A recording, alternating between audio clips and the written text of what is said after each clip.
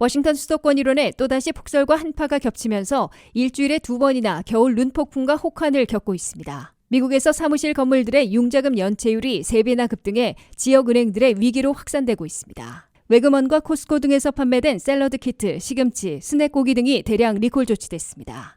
미국민들의 상당수가 수면 부족에 시달리고 있는 가운데 낮 시간이 긴 남부 지역이 더 심한 것으로 나타났습니다. 앤디 김 연방하원 의원이 민주당 경선 레이스에서 유리한 고지에 오르고 있어 최초 한인 연방 상원의원으로 탄생할지 기대를 높이고 있습니다.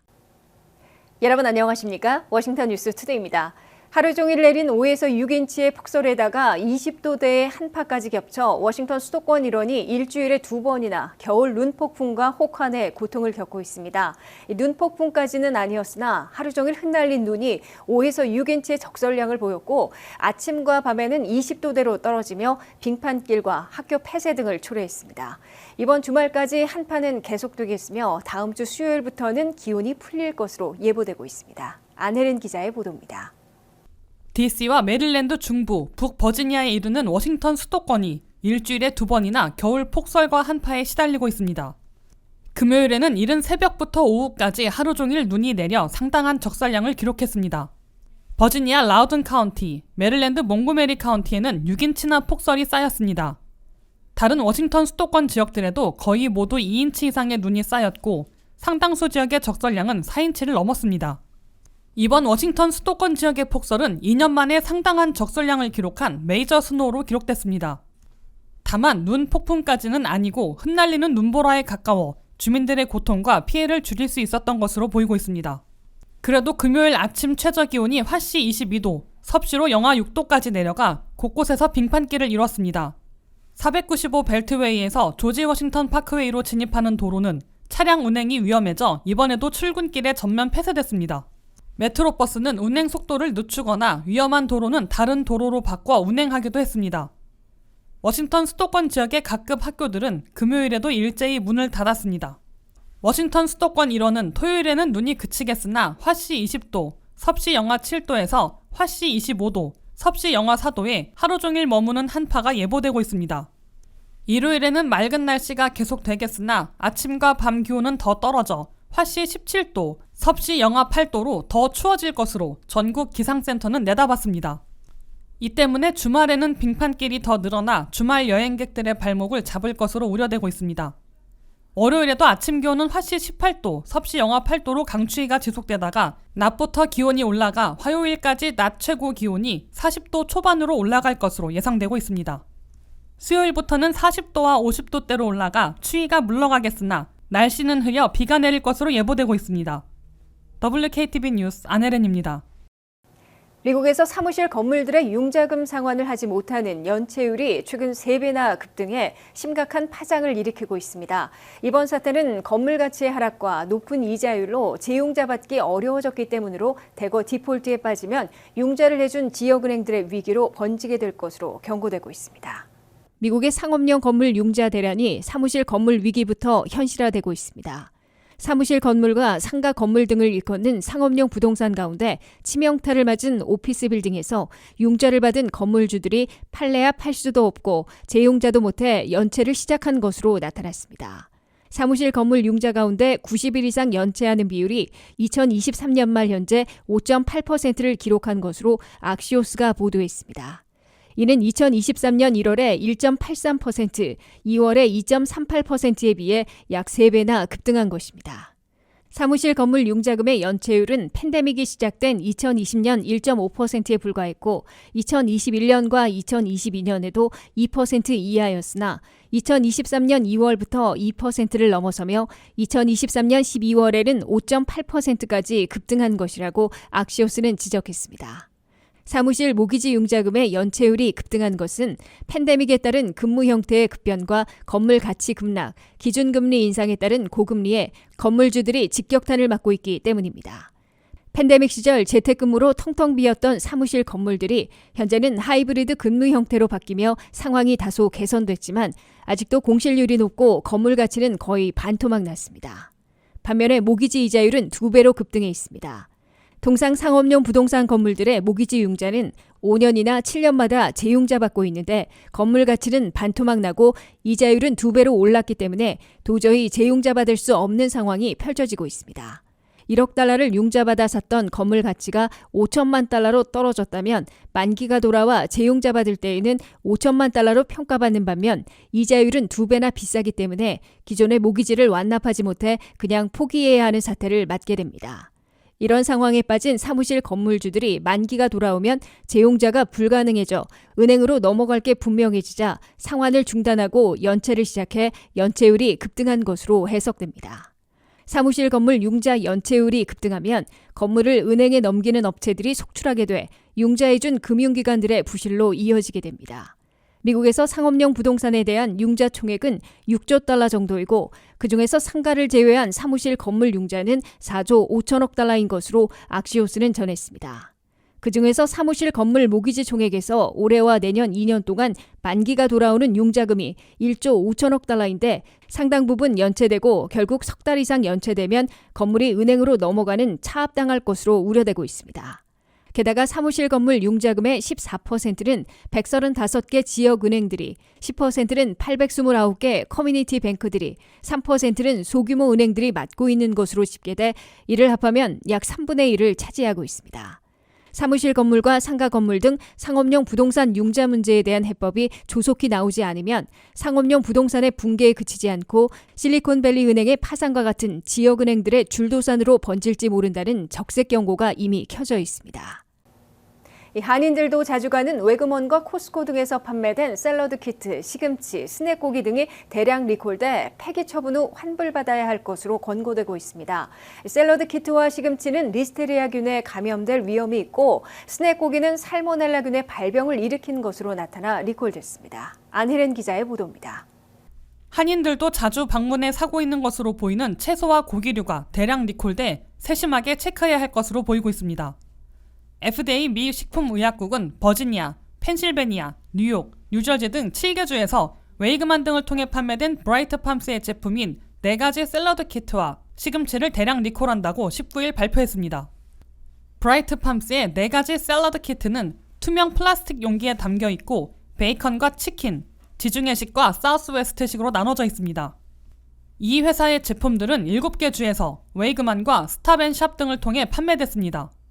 이 채소들은 리스테리아균에 감염됐을 위험이 높아 대량 리콜한 것으로 FDA는 밝혔습니다. 샐러드 키트와 시금치를 먹고 리스테리아균에 감염됐거나 발병했다는 보고는 아직 없으나 위험성이 발견돼 리콜 조치한 것으로 당국은 밝혔습니다. CDC 연방질병통제예방센터에 따르면 미국에서는 한 해에 1,600명이 리스테리아균에 감염돼 260명이나 목숨을 잃어 치명률이 높은 것으로 꼽히고 있습니다. 리스테리아균은 임산부와 영유아, 65세 이상 노년층, 면역체계 취약계층에 가장 위험한 것으로 CDC는 경고했습니다. 당국은 샐러드 키트와 용기에 담긴 시금치를 산 고객들은 먹지 말고 폐기하며 대신 사진만 찍고 영수증과 함께 샀던 장소로 가져가 환불을 받으라고 권고했습니다. 이와 함께 코스코와 샘스클럽에서 판매된 고기 스낵은 살모넬라균에 감염될 위험이 드러나 대량 리콜됐습니다. 고기 스낵을 먹은 사람들이 22개 주에서 47명이나 살모넬라균에 감염돼 발병했으며 그중에 10명은 입원 치료까지 받은 것으로 CDC가 집계했습니다. 리콜된 고기 스낵은 프라텔리 베레타라는 브랜드 이름으로 코스코에서 판매됐으며 부세토라는 브랜드는 샘스클럽에서 팔았습니다. 투명 플라스틱 용기에 담아 스낵용으로 판매되는 이 고기류는 살모넬라균에 감염돼 발병을 일으킨 것으로 보여 즉각 판매와 섭취를 중단하고 폐기 처분하라고 CDC는 경고했습니다. 살모넬라균은 영유아와 노년층, 면역체계 취약층에게 가장 위험한 것으로 CDC는 밝혔습니다. WKTV 뉴스 안혜린입니다. 미국민들은 하룻밤 평균 6시간 반을 잠자고 있어 상당수가 수면 부족에 시달리고 있는 것으로 우려되고 있습니다. 특히 하루 7시간 이하 수면 부족에 시달리는 주민 비율이 높은 지역은 미시시피, 엘라베마, 캔자스, 텍사스 등 낮 시간이 긴 남부가 심한 것으로 나타났습니다. 뇌졸중을 비롯한 건강에 적신호를 켜지게 하는 수면 부족에 미국민 상당수도 시달리고 있습니다. 미국민들은 하룻밤에 평균 6시간 반을 잠자고 있는 것으로 나타났다고 악시오스가 보도했습니다. 전문가들은 최소한 하룻밤에 7시간 이상 잠을 자야 건강을 유지하는 데 도움이 된다고 강조하고 있습니다. 미국민들의 평균 수면 시간은 권고된 7시간에 육박하고 있으나 수면 부족에 시달리는 주민 비율이 매우 높은 지역들도 많아 심각한 상황으로 악시오스는 경고했습니다. 하룻밤에 7시간도 못 자는 주민 비율이 매우 높은 지역들을 보면 대부분 낮 시간이긴 남부 지역주들로 나타났습니다. 하루 7시간도 못 자 수면 부족에 시달리는 비율이 높은 주들을 보면 미시시피가 73.5%로 가장 높았습니다. 이웃인 엘라베마는 73.3%를 기록했고 멀지 않은 캔자스주도 73.3%나 됐습니다. 아칸소는 72.7%로 높았고 텍사스는 72.3%나 됐습니다. 서부로 들어가는 뉴멕시코 주민들 가운데 하룻밤에 7시간도 못 자 수면 부족을 호소하는 비율이 72.8%나 됐습니다. 플로리다의 수면 부족 비율은 72.2%, 이웃 조지아는 71.5%로 70%를 넘겼습니다. 동부에서는 뉴저지주가 수면 부족을 겪는 주민 비율이 이례적으로 72.5%로 높았으나 이웃 뉴욕은 69.3%로 70% 이하를 기록했습니다. 하룻밤에 7시간도 못 자 수면 부족을 겪는 주민 비율을 보면 메릴랜드는 69.6%로 버지니아의 66.5%보다 높았습니다. 동북부의 매사추세츠는 68.7%, 러스트벨트 지역에서 미시건과 일리노이 68.8%, 펜실베니아는 67.5%, 오하이오는 67.1%, 위스콘신 66.4%의 순으로 나타났습니다. 서부에서 하룻밤 7시간도 못 자 수면 부족을 겪는 주민 비율을 보면 네바다가 69.3%로 비교적 높았습니다. 캘리포니아는 69%를 기록했고 애리조나 68.8%, 유타는 68.6%로 엇비슷했습니다. 이에 비해 콜로라도는 63.4%, 서부 워싱턴주는 61.7%로 낮은 편으로 나타났습니다. 뉴저지에서 연방상원의원에 도전하고 있는 한인 앤디 김 연방하원의원이 민주당 경선 레이스에서 유리한 고지에 오르고 있어 사상 최초의 한인 연방상원의원으로 탄생할지 기대를 높여주고 있습니다. 앤디 김 후보는 이웃 펜실베니아주 연방상원의원과 6명의 연방하원의원들로부터 공식 지지 선언을 받기 시작했고 초반 지지율에서 주지사 부인을 40대 20%로 압도하고 있는 것으로 나타났습니다. 한면택 기자가 보도합니다. 한국인들의 미국 이민 121년 만에 사상 최초의 한인 연방상원의원이 탄생하는 새 역사를 쓸지 예의주시되고 있습니다. 뉴저지주에서 연방상원의원에 도전하고 있는 앤디 김 연방하원의원은 첫 관문인 6월 4일 민주당 경선에서 승리해야 하는데 시간이 갈수록 유리한 고지에 오르고 있는 것으로 평가받고 있습니다.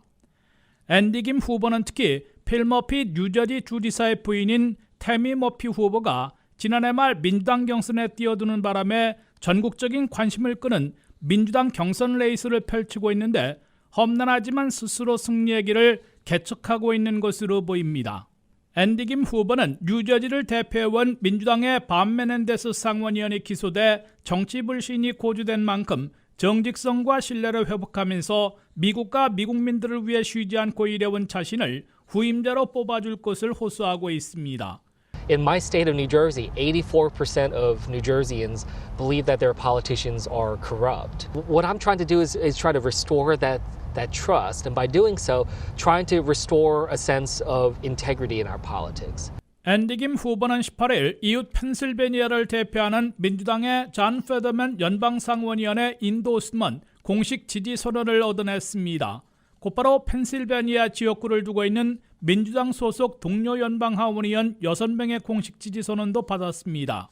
존 페더맨 연방상원의원은 부패 스캔들로 기소된 밤 메넨데스 상원의원의 의원직 사퇴를 촉구해왔는데 민주당 진영과 정치권의 신뢰 회복에 앞장설 책임대로 앤디 김 후보를 공개 선언한 겁니다.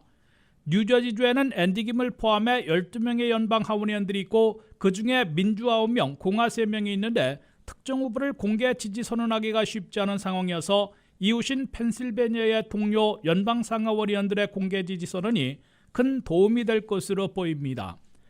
여기에 지난 연말에 나온 두 가지 뉴저지 여론조사에서는 앤디 김 후보가 주지사 부인인 태미 머피 후보를 더블 스코어 차이로 압도하고 있습니다.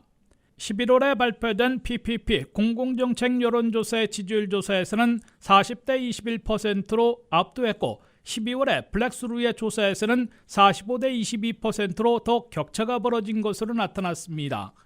다만 아직 두 후보를 충분히 알지 못한다는 여론도 30%로 조사됐는데 앤디긴과 태미 머피에 대한 정보를 듣고 난 뉴저지 유권자들은 58대 24%로 앤디긴 후보의 손을 들어주고 있는 것으로 현지 언론들은 물론 뉴욕타임스, 폴리티코 등이 평가하고 있습니다.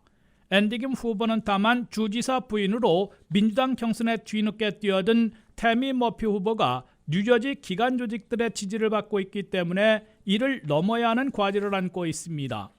현직 주지사 부인이 민주당 경선에 뛰어들어 한국식으로는 역풍을 맞을 수도 있다고 생각할 수 있으나 미국 선거에서는 주지사 부인의 도전을 문제시하지 않고 있습니다. 단지 존 페더맨 상원의원은 태미 머피 후보는 멋진 여인이지만 2014년에나 공화당에서 민주당으로 옮겼다면서 견고한 민주당의 목소리를 내야 하는 시기에 애매모호한 후보보다는 확고한 앤디긴 후보를 뉴저지 대표 연방상원인으로 뽑아야 한다고 강조하고 있습니다. 미주 한인사회는 2024년 올해 선거에서 최초의 한인 연방상원의원 탄생이라는 새 역사를 쓰게 될지 아니면 4명이던 연방하원의원들이 3명 이하로 줄어들게 될지 또 다른 연방하원의원들의 당선으로 한인 정치 파워가 신장될지 중대 기로에 서고 있는 것으로 보입니다. WKTV 뉴스 한면택입니다. 이상으로 워싱턴 뉴스투데이를 마치겠습니다. 시청해주신 여러분 고맙습니다.